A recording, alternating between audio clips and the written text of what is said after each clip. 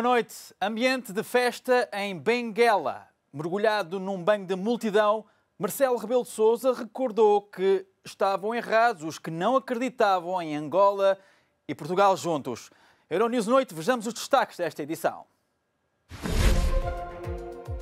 Presidente português recebido em Benguela por milhares de pessoas. O presidente português está em Angola até este sábado.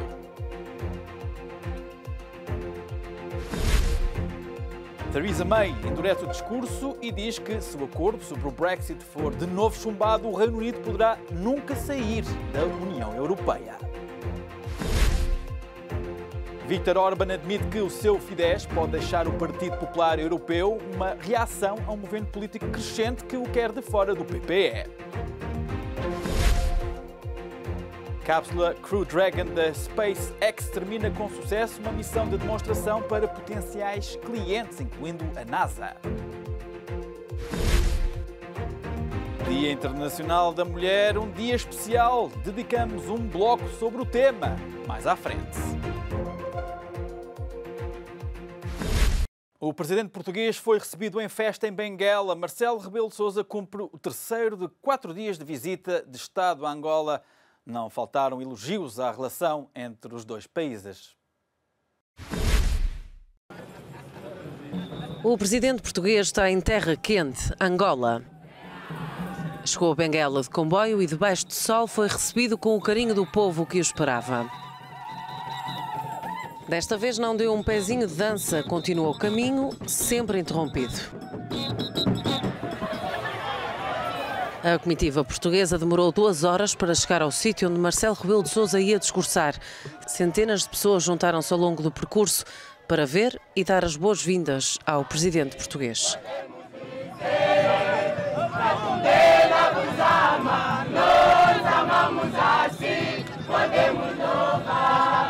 No discurso que fez, Marcelo voltou a elogiar a relação com a ex-colónia, dizendo que quem não acreditava em Angola e Portugal juntos estava enganado.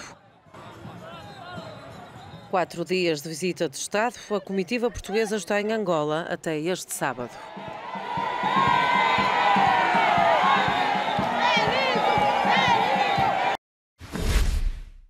A primeira-ministra Theresa May joga todos os trunfos para o Brexit e lança avisos nas 2 frentes. Pede aos deputados britânicos para aprovarem o acordo e apela à União Europeia um último esforço para melhorar o documento.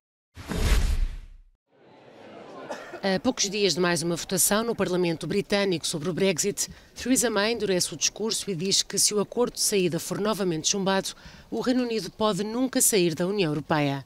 No discurso para trabalhadores na cidade de Grimsby, onde o sim ao Brexit venceu com cerca de 70% dos votos, a primeira-ministra pediu mais um esforço a Bruxelas. Os líderes europeus dizem-me que estão preocupados porque o tempo está a acabar e porque só temos uma oportunidade. A minha resposta é: agora é o momento de agirmos. Foi um trabalho duro durante 2 anos. Trabalhamos juntos neste acordo. É um acordo abrangente que prevê uma saída ordenada da União Europeia e que estabelece uma plataforma para um relacionamento futuro e ambicioso. Precisa apenas de mais um esforço para abordar as preocupações específicas finais do nosso Parlamento. Theresa May continua a defender a importância de cumprir os prazos acordados com Bruxelas e lembra as consequências de um adiamento. Se adiássemos o prazo para dar aos deputados ainda mais tempo para decidir o que vamos fazer, a União Europeia poderia insistir em novas condições que não são do nosso interesse. E isso poderia conduzir-nos a um Brexit que não corresponde àquele que foi votado pelas pessoas. Poderia significar a continuação da liberdade de movimento e um atraso poderia levar a outra coisa, um segundo referendo sobre o Brexit. A hipótese de um segundo referendo foi apoiada recentemente por Jeremy Corbyn, mas, acima de tudo, o líder dos trabalhistas defende que a grande prioridade é evitar um Brexit sem acordo ou prejudicial para o país. Não estamos a recuar. O que estamos a dizer é que a prioridade neste momento é impedir uma saída sem acordo. Uma saída sem acordo seria muito prejudicial para os empregos e muito prejudicial para a indústria. E já há uma perda de investimentos de grandes empresas. BMW, Honda, Toyota estão a repensar a posição no Reino Unido. Vivemos tempos muito sérios, não precisamos de mais atrasos e hesitações do governo. O governo britânico precisa de uma maioria de votos no Parlamento para ratificar um acordo que garanta uma saída ordenada da União Europeia. O texto acordado com Bruxelas foi rejeitado em janeiro por uma margem de 230 votos, incluindo os de 118 deputados do Partido Conservador de Theresa May. Viktor Orbán admite que o seu Fidesz pode deixar o Partido Popular Europeu depois de mais um conflito com o PPE. A reação surge também depois de vários partidos e do próprio presidente da Comissão Europeia, Jean-Claude Juncker, terem defendido a expulsão do partido húngaro de direita.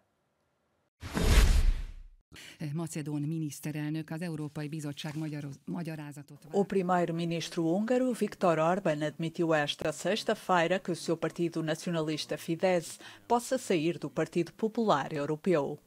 As declarações à rádio estatal húngara acontecem dias depois de o líder do PPE e candidato à presidência da Comissão Europeia, Manfred Weber, ter exigido um pedido de desculpas a Orbán por causa de uma campanha húngara que acusa o atual presidente da Comissão Europeia, Jean-Claude Juncker, de estar a obrigar os países da União Europeia a acolher imigrantes. O PPE recebeu moções de pelo menos 12 partidos-membros que querem a suspensão ou a expulsão do Partido Húngaro a 20 de março. O consultor político da campanha presidencial de Donald Trump foi condenado a 47 meses de cadeia. É a maior punição feita na investigação do procurador especial Robert Mueller às alegadas ligações do presidente Trump a Moscou. O ex-diretor de campanha de Donald Trump, Paul Manafort, foi condenado a 3 anos e 11 meses de prisão por 8 delitos de fraude fiscal e bancária. Os crimes em questão não estão relacionados com a atividade de Manafort para o agora presidente dos Estados Unidos, mas com vencimentos como consultor para o anterior governo pró-russo da Ucrânia. À saída do tribunal, o advogado Kevin Downing afirmou que Manafort pôde finalmente falar por si próprio, deixando claro que aceita a responsabilidade pela conduta.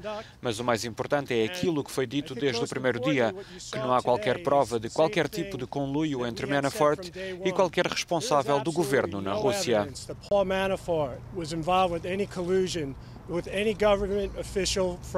O ex-chefe de campanha de Trump será sentenciado na próxima quarta-feira num caso separado que envolve acusações de conspiração e lavagem de dinheiro.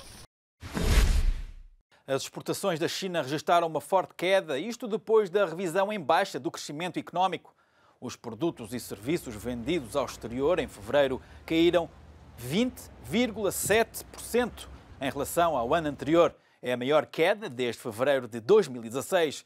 De acordo com o governo, já as importações recuaram 5,2%. O indicador reforça as preocupações sobre a desaceleração da segunda maior economia do planeta, atualmente numa guerra comercial com os Estados Unidos da América. Confirmam-se as nuvens negras sobre a economia mundial. Al Gore, o ex-vice-presidente dos Estados Unidos, esteve na cidade do Porto como orador principal da Conferência do Clima. O ativista e político criticou as políticas de vários países, mas elogiou as portuguesas. Al Gore foi até ao Porto em nome do ambiente. O ex-vice-presidente dos Estados Unidos subiu ao palco como orador principal na maior conferência portuguesa sobre o clima. E onde está Al Gore está o alerta à situação climática mundial. É difícil falar sobre isto, mas estamos perante uma emergência global. Desculpem usar essa frase, mas é verdade. Quadruplicámos a população humana em menos de 100 anos e isso até pode não ser uma coisa muito má. Mas quando passa a haver 4 vezes mais pessoas na Terra equipadas com tecnologias que são milhares de vezes mais poderosas do que no tempo dos nossos avós,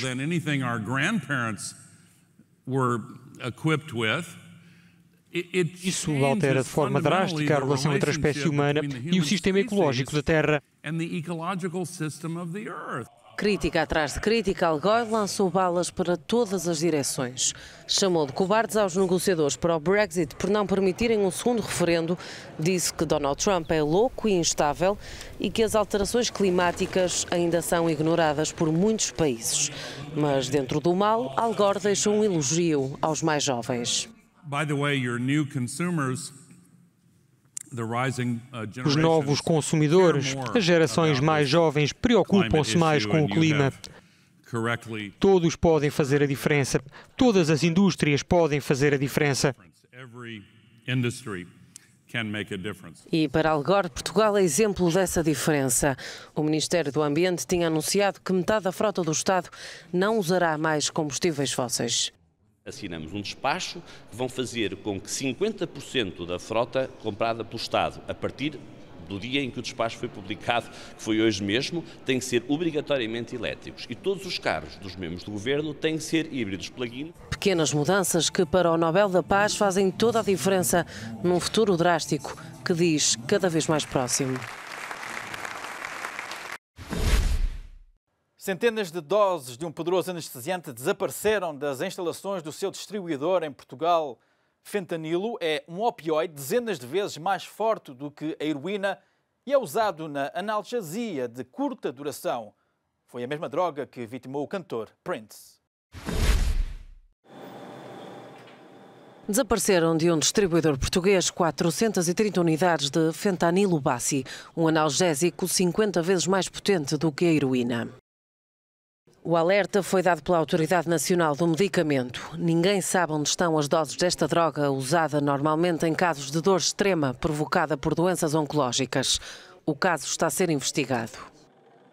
Pode tratar-se de um roubo, de um furto. Não temos ainda qualquer conclusão sobre esse assunto. As investigações estão a ocorrer. É um fenómeno que temos estado a acompanhar com preocupação. Emitimos também um alerta internacional para as congêneres europeias e não só europeias, também, enfim, países externos com os quais temos colaborações e, portanto, esta informação já está também a circular noutros países e o alerta internacional também já foi emitido. Um alerta internacional até porque o nível de perigo deste medicamento é elevado. Nos Estados Unidos, o consumo de fentanilo é um caso extremo de saúde pública. Desde 2013 morreram 25 mil pessoas com overdose de fentanilo, a mesma droga que matou Prince em 2016. Foi um êxito a missão da cápsula não tripulada da SpaceX, que provou ser um veículo seguro para transportar astronautas. A primeira viagem com tripulação a bordo deve acontecer já em junho. A cápsula Crew Dragon da SpaceX de Elon Musk terminou com sucesso a missão de demonstração para a NASA. Depois de quase uma semana na Estação Espacial Internacional, a cápsula regressou à Terra esta sexta-feira, caindo no Oceano Atlântico a cerca de 320 km de distância da costa da Flórida. A primeira missão da Crew Dragon com tripulação a bordo será em junho.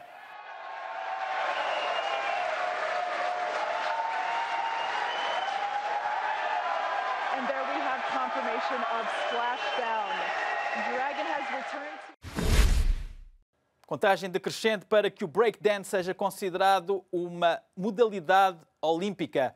Muitas equipas estão já a treinar de uma forma muito empenhada.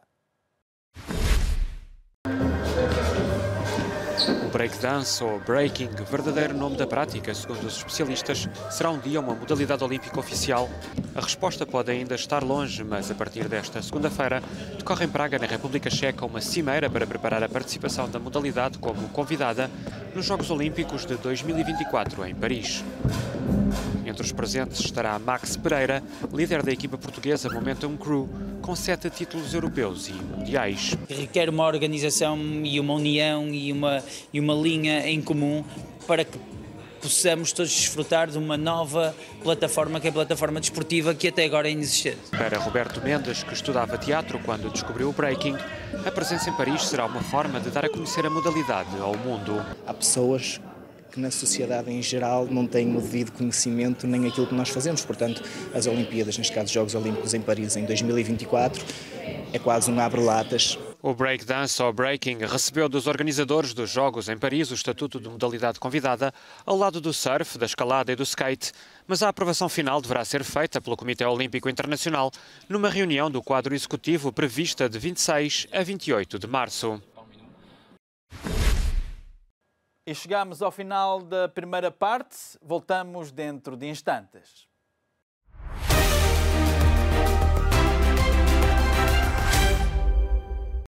Euronews Noite, segunda parte, um foco muito especial, o do Dia Internacional da Mulher.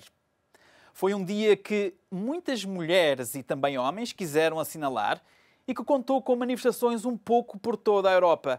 Milhares de pessoas saíram às ruas neste dia simbólico e exigem igualdade de direitos. Grécia, Espanha, França e Turquia. 4 cidades europeias, todas palco de manifestações neste Dia Internacional da Mulher. Na capital espanhola, as ruas encheram-se, tal como no ano passado, pedem igualdade de género na lei laboral. Saímos à rua contra a precariedade e a austeridade. Isto é o porquê deste dia ser importante. É o dia destas lutadoras. Em Atenas, esta foi a terceira manifestação de mulheres desde sempre. Grécia é um dos Estados-membros da União Europeia com maior desigualdade de género. Participamos nesta mobilização dedicada à afirmação dos direitos das mulheres. É muito importante porque acreditamos que as mulheres foram duramente atingidas durante a crise. Em Paris, várias associações também convocaram greve para este dia. Não só mulheres, mas homens saíram à rua pela igualdade.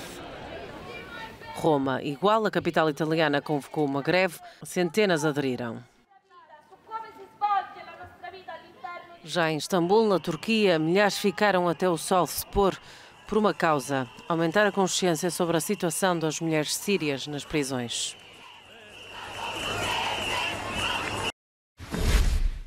E é preciso mais mulheres na política. O apelo vem dos corredores das instituições europeias, onde as mulheres participaram hoje numa greve e atividades simbólicas para realçarem a predominância masculina nos cargos diretivos da União Europeia. Um grupo de funcionárias da União Europeia cobriu as fotos expostas de todos os ex-presidentes masculinos do Parlamento Europeu, uma forma de mostrar descontentamento por uma União dominada por homens, num dia de greve feminina por uma representação igual e salário igual. No Parlamento Europeu podemos ver que a política ainda é feita para e pelos homens, especialmente com a ascensão de homens de direita e fortes. É super importante que nos mantenhamos firmes. Eu sinto que há muitos homens em fatos em todos os postos e em estátuas em todas as construções. Todos os edifícios são nomeados por homens e aqui na parede também há muita representação masculina e uma pequena representação feminina.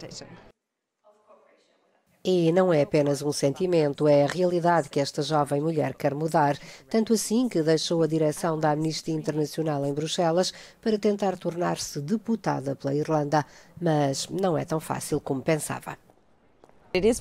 É muito difícil, particularmente para as mulheres, serem selecionadas para serem candidatas e eleitas, e isso é algo que descobri por mim própria. Os obstáculos que as mulheres enfrentam, seja na cultura, no acesso ao dinheiro, nas expectativas sociais, são tão grandes que nunca são suficientemente boas para ser o melhor candidato ou o que trabalha mais arduamente. Isso é naif. Nós precisamos de cotas de apoio estrutural para alcançarmos uma maior igualdade de género. O Parlamento Europeu é atualmente presidido por um homem. Mairead McGuinness é vice-presidente. Esta mulher política irlandesa acredita que elas trazem muito à política. Talvez as mulheres tragam diferentes perspectivas para o debate, se as questões são mais sociais ou sobre a vida familiar ou sobre o equilíbrio entre a vida pessoal e profissional. A maioria são mulheres. Quanto mais complexas são as questões, mais os homens estão presentes. E acho que precisamos de todas as vozes em todos os debates. Esta empresária concorda e trabalha para atingir esse objetivo. Estamos agora atrás de países como o Paquistão, o Ruanda ou o Afeganistão. Então, estamos em 2019. Temos que mostrar que se vamos ser líderes do mundo, na realidade temos que ser sustentáveis e temos que ser éticos. E para tudo isso o que precisamos é mais mulheres na política. Mas, tal como no Parlamento, aqui na Comissão Europeia, a galeria de imagens mostra apenas presidentes masculinos na parede. Esta porta-voz finlandesa espera que isso mude em breve. Se queremos ter uma boa representação da União e se queremos assegurar que a percentagem de participação nas eleições europeias vai ser mais elevada do que antes, temos de mostrar que a União representa toda a Europa e não apenas uma fração do seu povo.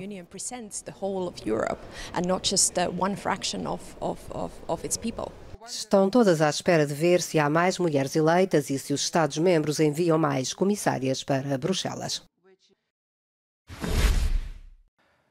E na Turquia são cada vez mais as mulheres assassinadas.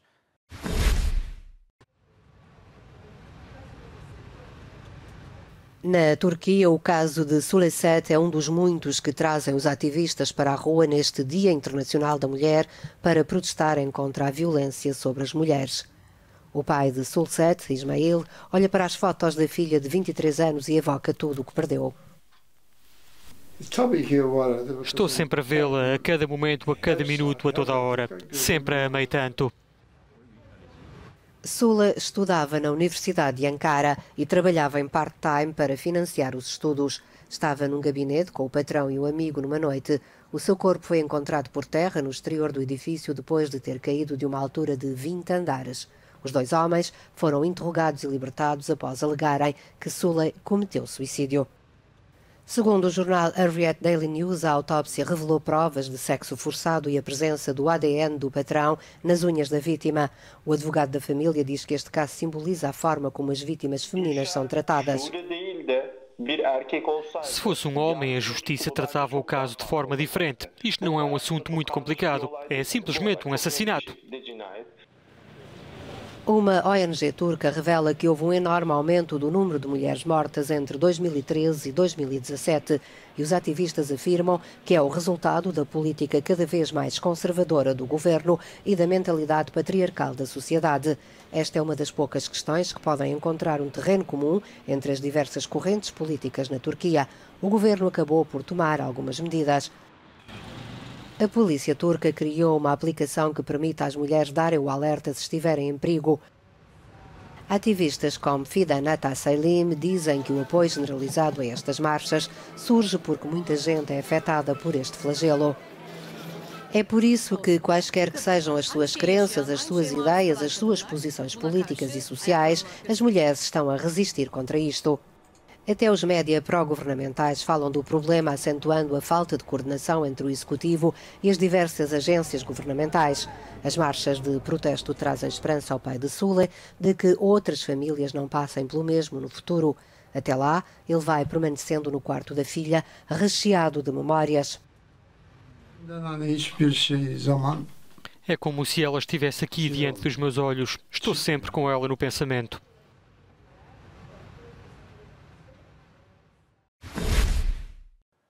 Pode ser um passo importante para a libertação da jornalista britânica detida no Irão, acusada de espionagem.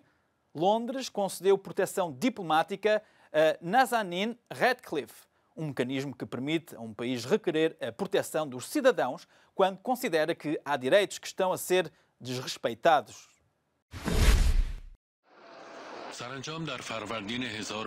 O governo britânico vai conceder proteção diplomática a Nazanin Zaghari Ratcliffe, a jornalista britânica de origem persa, acusada de espionagem e detida no Irão desde 2016. Justificando a decisão, o chefe da diplomacia de Londres falou de um tratamento inaceitável e de um comportamento completamente injusto por parte do governo de Teherão. Não tomei esta decisão de ânimo leve. Considero que o tratamento que Nazanin recebeu em 3 anos é inaceitável, não apenas no que diz respeito à falta de acesso a tratamento médico, mas também à forma como está a ser tratado o processo contra ela. A minha decisão é um passo diplomático importante que indica a Teherão que o seu comportamento está totalmente errado.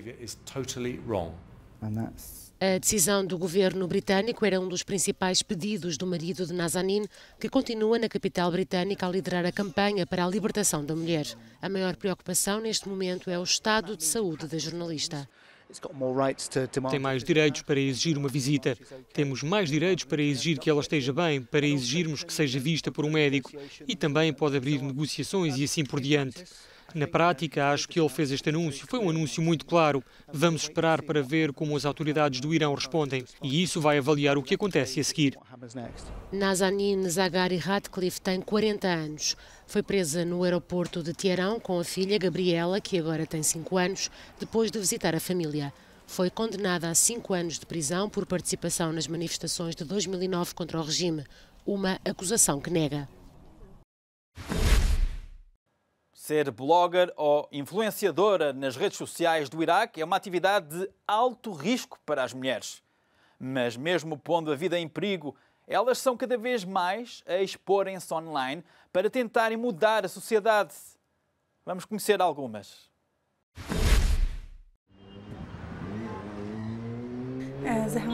Sou Zara Salim, uma blogger e influencer nas redes sociais. O meu sonho é criar uma marca de moda com o meu nome. Já tenho uma boutique de moda e, se Deus quiser, ela continuará e vai tornar-se uma marca com o meu nome.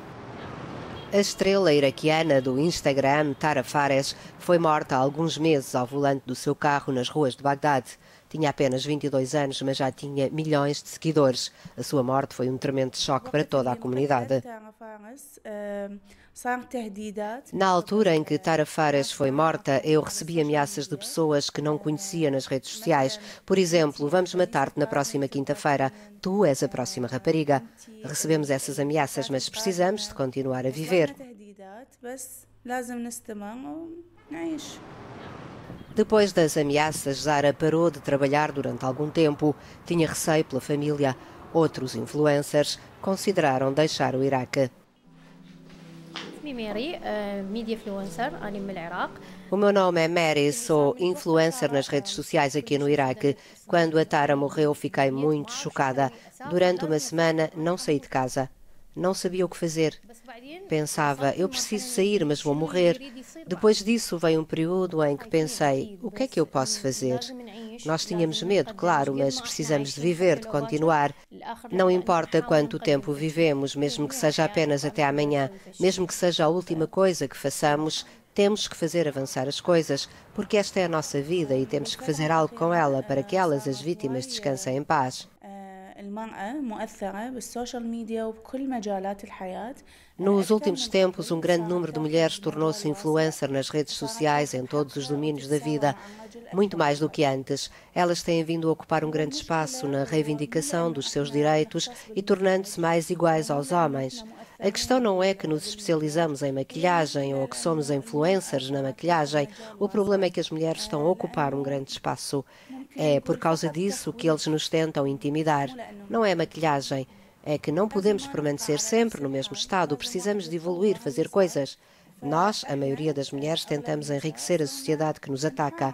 Mostrar-lhes de forma clara até nos darem aquilo que queremos.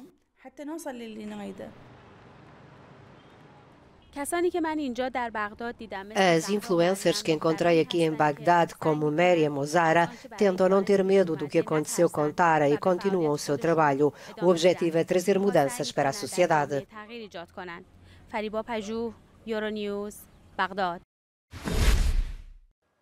E o que seria de nós sem as mulheres? Chegamos ao final de mais uma edição do Euronews Noite. Continuo por aí.